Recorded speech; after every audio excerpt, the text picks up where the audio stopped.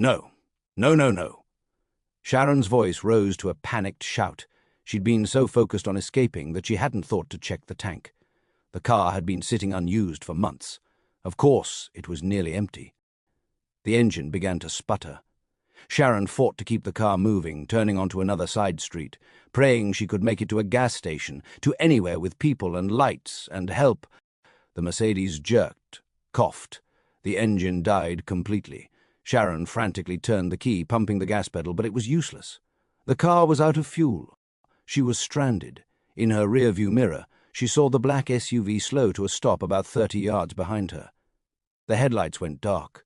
Sharon's breathing came in short, sharp gasps. Her hands fumbled for her phone. Call 911, call someone, call for help. But before she could dial, headlights suddenly blazed in front of her. Another black SUV had appeared from a side street, blocking her path forward. She was boxed in, trapped. Move, move, move! Sharon screamed at herself. She threw the car into neutral and tried to restart it one more time, knowing it was hopeless but unable to accept it. The door locks clicked open remotely.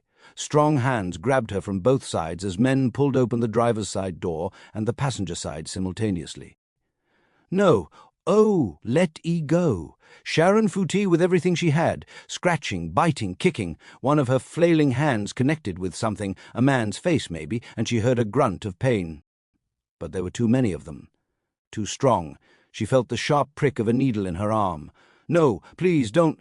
The world started to blur around the edges, colours bleeding together, sounds becoming distant and muffled. The last thing Sharon registered before the darkness claimed her completely was being lifted from the driver's seat, her body limp and unresponsive, as a calm voice said, "Target secured. En route to the location now." Then nothing, just black, dreamless void. Sharon's mind snapped back to the present. She blinked, the memories faded. The chase, the crash, the 3 days locked up, the forced signatures, this was real. She was actually married to Minjun's father. To a man 30 years older, to someone she barely knew. Weeks later, Sharon barely left her room, didn't eat, didn't sleep, just stared at walls and tried to understand how her life had become this nightmare. Senwan kept his distance, never entered without knocking, never demanded anything, just had staff deliver meals she didn't touch and ask if she needed anything. She needed freedom, she needed answers. She needed to wake up from this hell. None of that was offered. As time went on, Sharon started exploring her prison. The suite San Juan had given her was massive. Bedroom, sitting room, office, private terrace. Everything decorated in expensive neutrals. A gilded cage. She had access to the rest of the mansion too. Went for walks in the gardens, swam in the pool, avoided Songwan whenever possible. But she couldn't avoid Minjun. He was always there. In hallways, at breakfast, in the library. And he was so cold. Every time Sharon tried to talk to him, he looked through her like she was glass. When she said his name, he walked away. When she begged for explanations, he stayed silent. It was worse than hatred. It was indifference, like she meant nothing, like they'd never loved each other, like the past 18 months had been erased. On the other hand, his father was kind. That was the part that confused Sharon most. She'd expected cruelty, control, demands. Instead, Sengwan treated her with gentle respect, asked about her day at dinner, remembered she preferred tea to coffee, had her favorite books delivered, gave her unlimited credit cards and freedom to go anywhere, with a driver who reported her movements. But still, "Why are you being nice to me?" Sharon demanded one evening at dinner. They ate together most nights. Awkward, formal affairs she couldn't escape. "You forced me into this marriage. Why pretend to care?" Sungwon set down his wine. "Just because circumstances brought us together unconventionally doesn't mean I want you to suffer. Despite what you think, I'm not a cruel man." "You kidnapped me," she snapped back. "To protect you," he replied. "From what?" she asked. "From Mandy." Sungwon's eyes met hers. "Serious. She was planning to steal everything, Sharon. Your father's entire estate. I had to act fast." "By marrying me?" she questioned, her face giving confusion. "It was the only way to get legal authority over your affairs before she could destroy you." Songwon leaned forward. "I know you don't believe me now," he continued, "but in time you'll understand. Everything I did was to honor your father's wishes and keep you safe." Sharon wanted to throw her wine in his face, but something in his expression stopped her. He looked sincere, almost pained. It didn't make sense. None of this made sense. Sometimes Sharon tried reaching out to old friends. Most didn't respond. The few who did had clearly heard Mandy's version of events. "We heard you had a breakdown after your dad died. That you cheated on Choi Minjun. Are you okay? Is marrying his father some kind of mental health crisis?" The narrative was set. Sharon was crazy, unstable. The marriage was for her own protection. No one would help her. No one believed her. She was completely alone.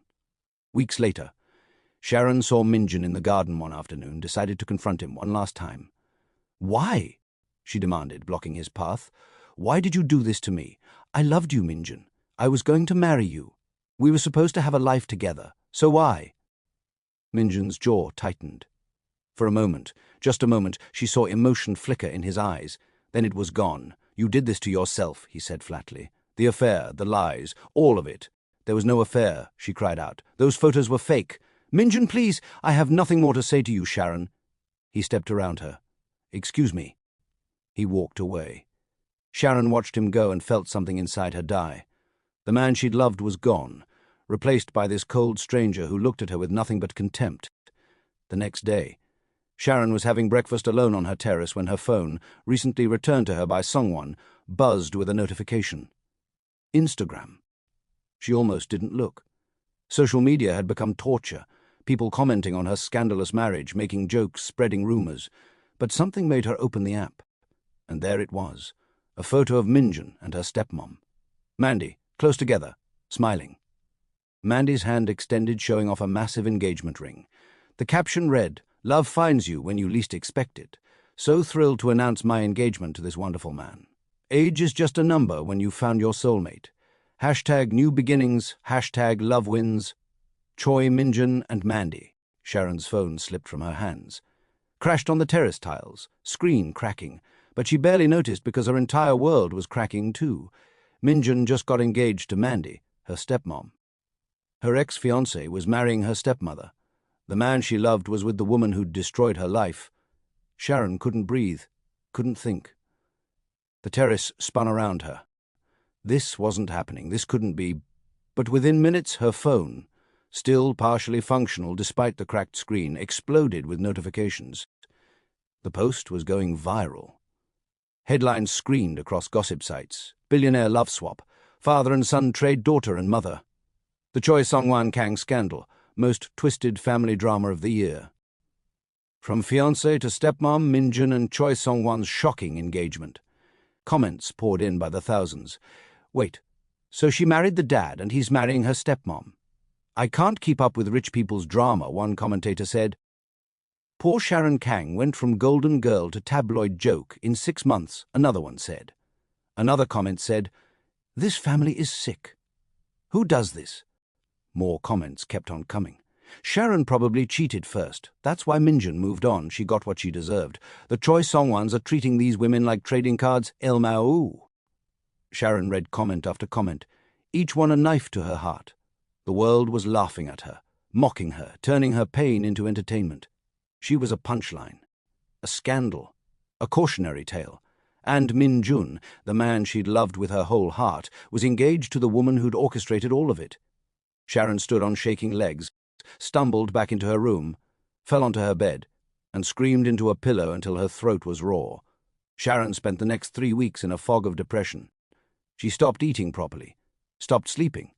Dark circles appeared under her eyes. She lost weight. Senwon noticed, tried to talk to her. She refused. What was there to say? Her life was over, her reputation destroyed. The man she loved was marrying her enemy. She was trapped in a marriage to a man she didn't choose. There was nothing left. Then one night, 8 weeks after the forced wedding, Sharon broke completely. She couldn't stay in the mansion another second. Couldn't breathe in the suffocating luxury. Couldn't bear another evening of Sunhwan's gentle concern or Minjun's cold indifference. She needed out. She waited until Song-wan left for a business dinner. Then dressed in the tightest black dress she owned. Something that hugged every curve. Something that made her feel powerful instead of powerless, and ordered one of the drivers to take her to Manhattan. The driver tried to protest. "Mrs. Choi Song-wan, perhaps you should wait for Mr. Choi Song-wan to return." "I'm not asking permission," Sharon said coldly. Take me to Manhattan. Now." The driver hesitated, then nodded. "Yes, ma'am. The club was called Obsidian. Exclusive. Where celebrities and socialites went to be seen and forgotten. Sharon's new last name, Choi Sungwon, opened every door." Inside, music pounded like a second heartbeat. Lights strobed across beautiful people dancing, drinking, living. The air smelled like expensive perfume and expensive alcohol and expensive mistakes. Perfect! Sharon headed straight for the bar. "Tequila," she told the bartender. "Keep them coming." She lost count after the 5th shot. Maybe the 6th. The world softened around the edges. The pain became distant, manageable, almost gone. She danced with strangers, laughed at jokes she didn't understand, let hands touch her waist, her hips, her shoulders. Didn't care who they belonged to. For the first time in 2 months, Sharon felt something other than despair. She felt numb, and numb was better than broken. Then she saw him, across the crowded dance floor, in the very important person section, surrounded by Mandy's friends and pretty girls trying to get his attention. Minjun, looking absolutely miserable despite the party happening around him. Their eyes met, and Sharon saw it. The same pain she felt reflected back at her. The same exhaustion. The same desperation. She didn't remember walking over to him, didn't remember pulling him onto the dance floor. But suddenly they were pressed together, moving to the music, and all the hurt and anger and betrayal between them ignited into something else entirely. Something desperate, reckless, wrong. Why? Sharon shouted over the pounding music, her hands fisted in his shirt. "Why did you leave me?" "I didn't have a choice," Minjun shouted back, his hands gripping her waist. "God, Sharon, if you knew—" "Knew what?" she snapped back. But his answer was lost in the noise. They stumbled out of the club together, into a hotel across the street. Up an elevator neither of them remembered pressing buttons for. Into a room that cost $1,000 a night, and neither of them cared. They collided like two people drowning. Desperate, frantic, trying to reclaim something they'd lost or destroy what was left. Sharon couldn't tell which. It was messy, alcohol-fueled, heartbroken, wrong in every way. And when it was over, Sharon lay in tangled sheets staring at the ceiling and felt the last piece of herself shatter. She'd just slept with her ex-fiancé, who was engaged to her stepmother. While she was married to his father, she'd become exactly what the tabloids said she was.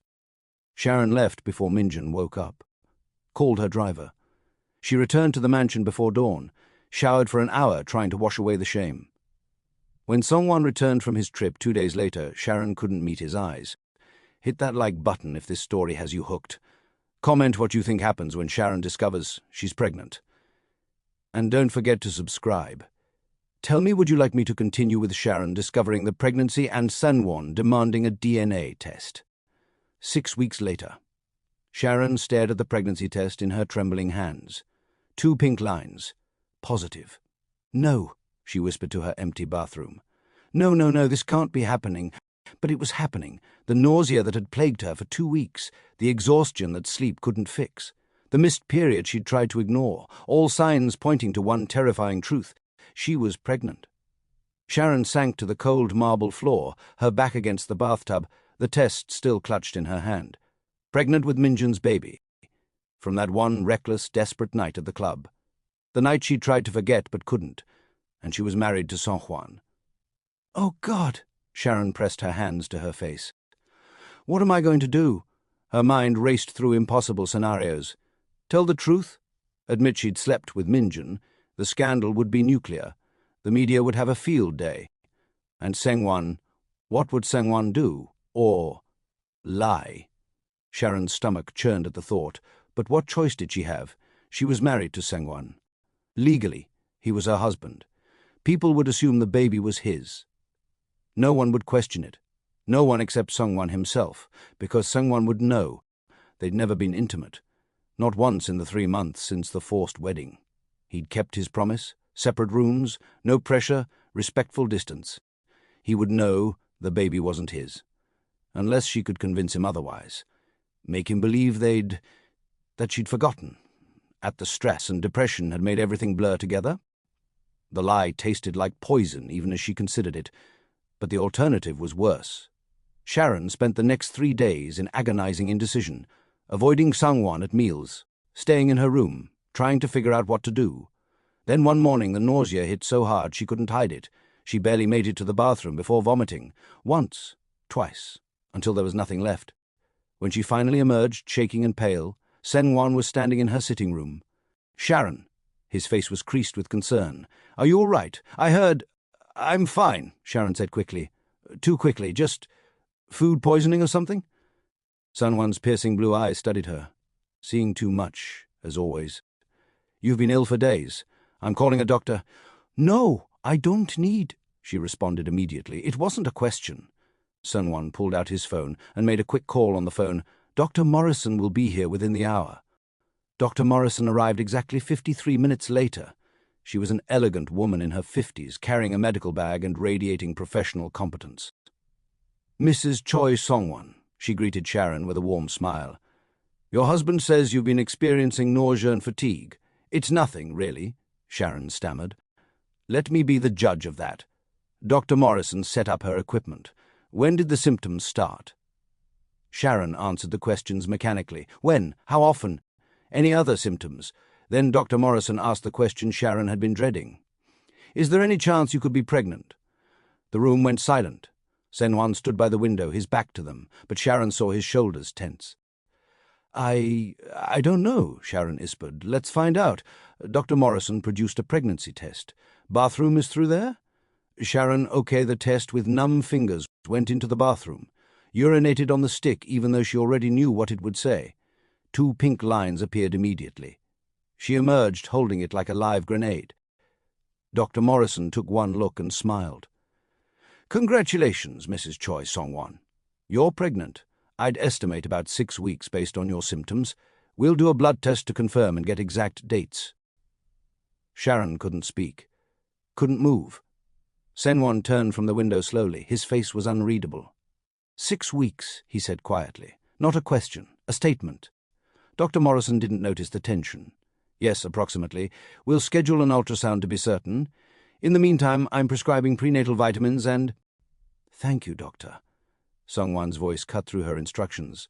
"Please send the full report to my email. And ensure complete discretion about this." "Of course, Mr. Choi Song-Wan. Patient confidentiality is—" "I mean absolute discretion." Song-Wan's tone left no room for argument. "No one learns about this pregnancy. Not your staff, not your colleagues, not anyone. Understood?" Dr. Morrison's smile faltered slightly. "Understood." After she left, Sharon and Sen-Wan stood in suffocating silence. Sharon's mind raced for what to say, how to explain, how to lie convincingly enough that— "We've never been intimate." Song-Wan's words were quiet, calm, but they hit like bullets. Sharon's breath caught. "What? You and I—" Sen-Wan turned to face her fully. "We've never slept together, Sharon. Not once in the 3 months since we married. So either this is an immaculate conception." His blue eyes pinned her in place. "Or you're lying to me. I'm not— I wouldn't—" she stammered. "Don't." Sen-Wan held up a hand, cutting her off. "Don't insult my intelligence. That baby isn't mine. So whose is it?" Sharon felt tears spilling down her cheeks. Please don't ask me that. Whose child are you carrying, Sharon? I can't. If people find out, the scandal would—" She cried out. "I don't care about the scandal." For the first time since she'd known him, Sen-Wan's voice rose, anger cracking through his controlled facade. "I care about the truth. You're my wife, legally binding whether either of us wanted it or not. And now you're pregnant with another man's child. I deserve to know whose. What does it matter?" Sharon's voice broke. "You forced me into this marriage. You trapped me here. You and Mandy destroyed my entire life. So why do you care whose baby it is?" "Because I need to know what I'm dealing with." Sen-Wan ran his hand through his silver hair, frustrated, tired. "Sharon, there are things you don't understand, reasons for everything that's happened. But I can't protect you if you won't tell me the truth." "Protect me?" Sharon laughed bitterly. "You're the one I need protection from." Sen-Wan's expression shifted. Something like pain flickered across his face. "Is that really what you think? After 3 months of giving you everything you needed, respecting your space, treating you with what? Kindness." Sharon's voice rose. "You think being nice makes up for kidnapping me? For forcing me to marry you? For ruining my life? I was trying to save your life." By trapping me in a marriage I never wanted. With a man I— Sharon stopped herself. A man you what? Sungwon demanded. Say it. Sharon's chest heaved. A man I should never have married. A man I don't love. A man I don't even know. The words hung between them like broken glass. Sungwon's jaw tightened. When he spoke again, his voice was controlled. Cold? Fine. You don't have to tell me who the father is, but we're doing a DNA test. What? No, not negotiable. Sungwon pulled out his phone. I'll arrange it with Dr. Morrison. Discreet, private, but definitive. We'll know exactly who fathered that child. And then what? Sharon demanded. What happens when you find out? Then we deal with it. Sungwon headed for the door. Together or separately, that's up to you. But Sharon? He paused at the threshold. Whatever the results show, we will handle this situation. The question is whether you want me as an ally or an enemy. Think carefully about that. He left. Sharon collapsed onto the sofa, sobbing. The DNA test would reveal everything, would expose her night with Minjin, would blow up whatever fragile peace existed in this nightmare marriage, and there was nothing she could do to stop it. The DNA test. 2 weeks later, the test was conducted in complete secrecy. Dr. Morrison came to the mansion, drew blood from Sharon, took samples, promised results in 72 hours. Sharon spent those 3 days in hell. She barely ate, couldn't sleep, just waited for the bomb to drop. Sungwon avoided her. They didn't have dinner together, didn't speak. The mansion felt like a tomb. On the 3rd day, Sungwon summoned her to his study. Sharon entered on shaking legs, found him standing by the window, a manila envelope on his desk. The results. Sit down, Sharon, Sungwon said, without turning around. She sat, hands clenched in her lap. Sungwon picked up the envelope, opened it slowly. Read the contents in silence. Then he set it down and finally looked at her. I'm not the father. Sharon closed her eyes. I know, so tell me, whose child are you carrying? This was it, the moment of truth. No more running, no more hiding. Minjin's, Sharon whispered. The silence was deafening. Sungwon didn't move, didn't speak. Just stared at her with an expression she couldn't read. Minjin's, he repeated finally. My son, yes, she replied. When? He asked. 2 months ago. That night I went to the club. I ran into him and we— Sharon sealed and finished. It was a mistake. We were drunk and angry and it was stupid and— Stop! Sungwon held up his hand, sat down heavily in his chair. Just stop. He looked older suddenly, exhausted, like the weight of the world had finally become too much. For a long moment, neither of them spoke. Then Sungwon did something completely unexpected. He started to laugh. Not happy laughter. Bitter, exhausted. The laugh of a man who'd been pushed beyond his breaking point. Of course, he said, still laughing. Of course it's Minjin's. Because this situation wasn't complicated enough already. Because we needed one more impossible layer to this nightmare. Sungwon, I'm sorry, she said. Don't. He cut her off. His laughter died. Don't apologize. This isn't— God, Sharon. This is so much more complicated than you know. Then tell me. Sharon leaned forward desperately. You keep saying there are reasons, there are things I don't understand. Fine. Explain it to me. Make me understand why any of this had to happen.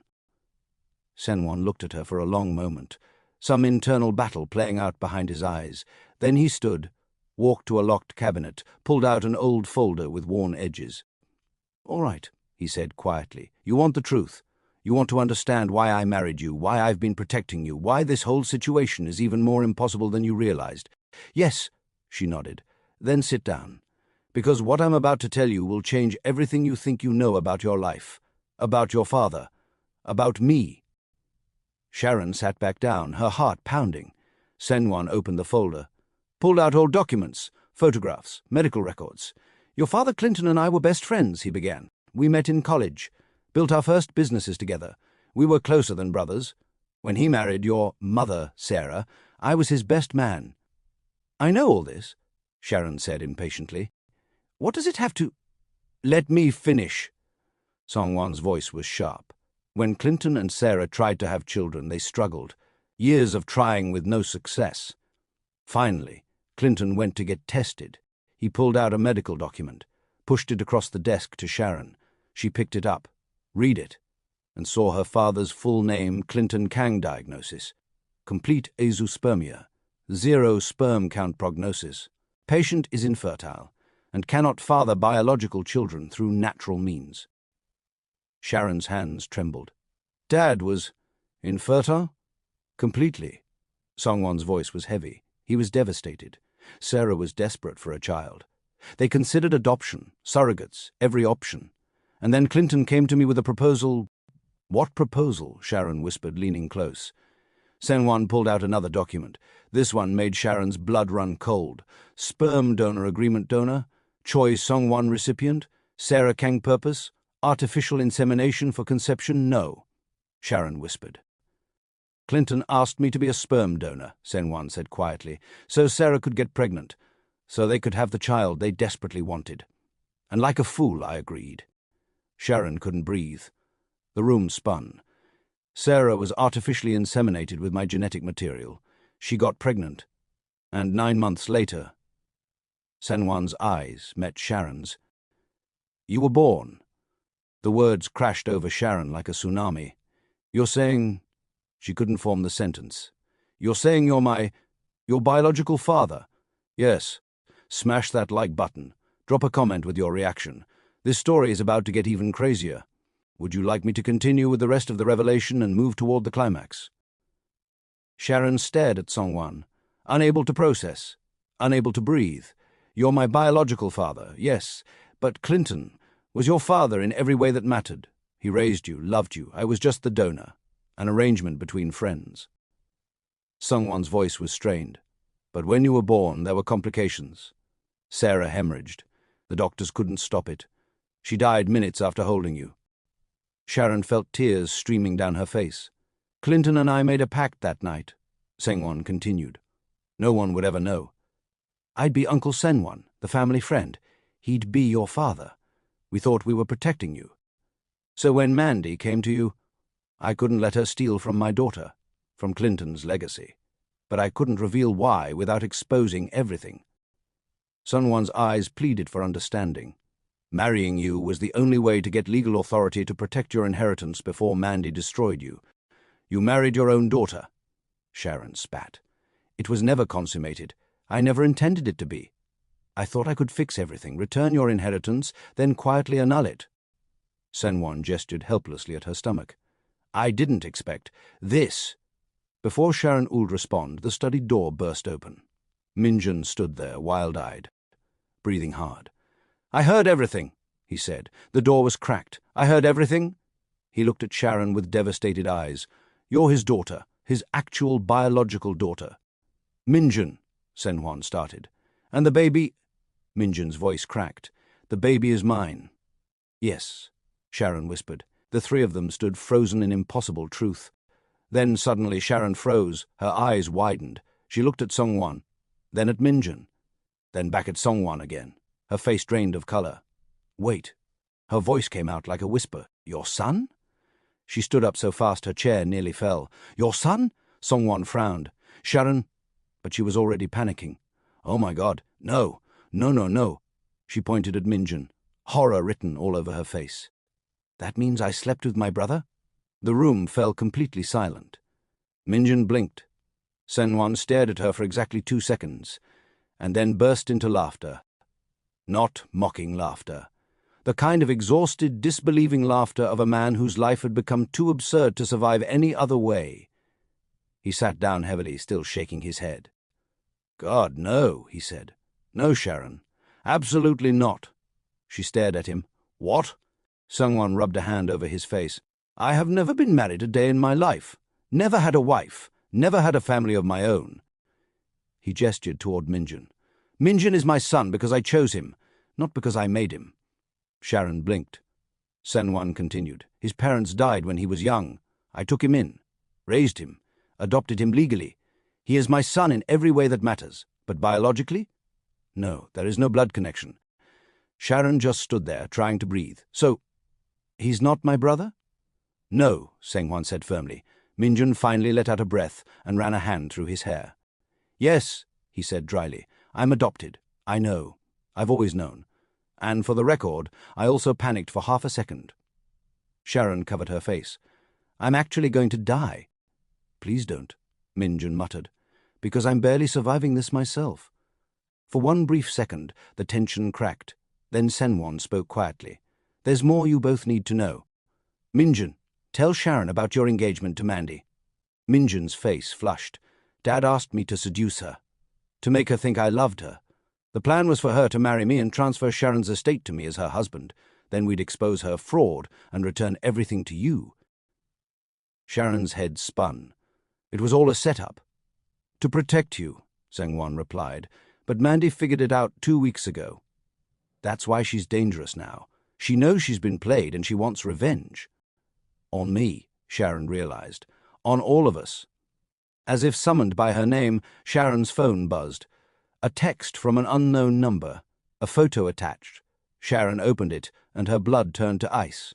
Mandy, holding a gun, standing outside the mansion gates. The message read, "If I can't have what's mine, no one will. Come outside, Sharon.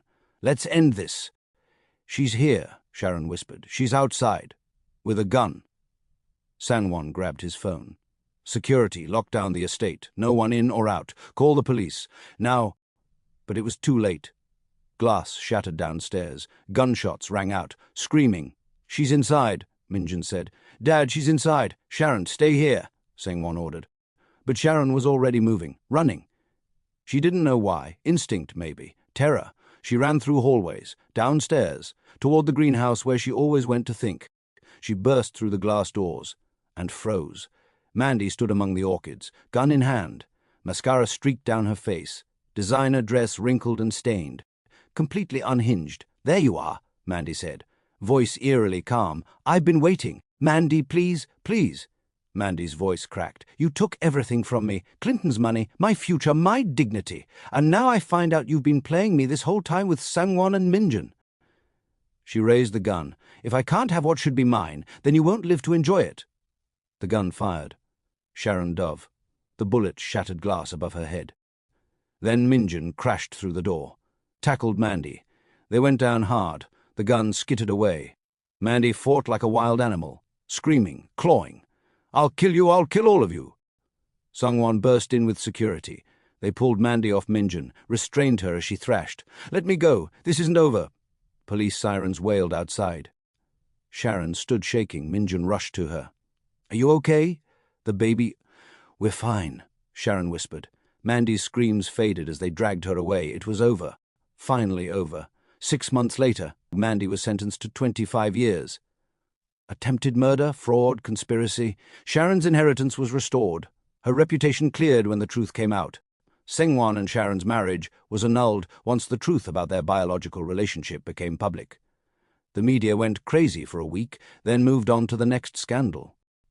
Minjun stood by Sharon through everything. The pregnancy, the trial, the aftermath.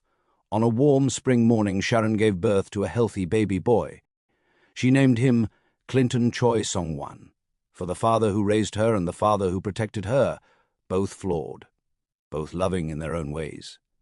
Minjun held his son with tears streaming down his face. "He's perfect." "He is," Sharon agreed. Sengwan visited that afternoon. Stood awkwardly at the hospital room door until Sharon waved him in. "Come meet your grandson." Sungwon approached slowly, looked down at the baby. Something in his face cracked open. "He has Clinton's eyes," Sengwon whispered. "He does. Sharon, I know I can never make up for—" "Stop." Sharon's voice was gentle. "You made terrible choices, but you were trying to protect me, to honor Dad's wishes. I understand that now. So, can we start over, as father and daughter? Honestly this time." Sharon looked at Minjun holding their son, at Songwon standing there vulnerable and hopeful, at the family they'd somehow impossibly become. "Yes," she said, "we can start over." Minjun smiled. Senwon exhaled shakily. Baby Clinton yawned.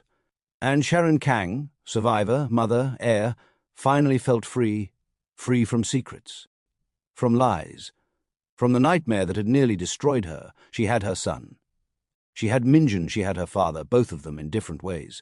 She had everything that mattered, and this time it was built on truth. The end. If you made it to the end, smash that like button, drop a comment telling me what you thought of this wild story, subscribe for more dramatic romance stories, share this with someone who loves plot twists. Thanks for watching, and I'll see you in the next video.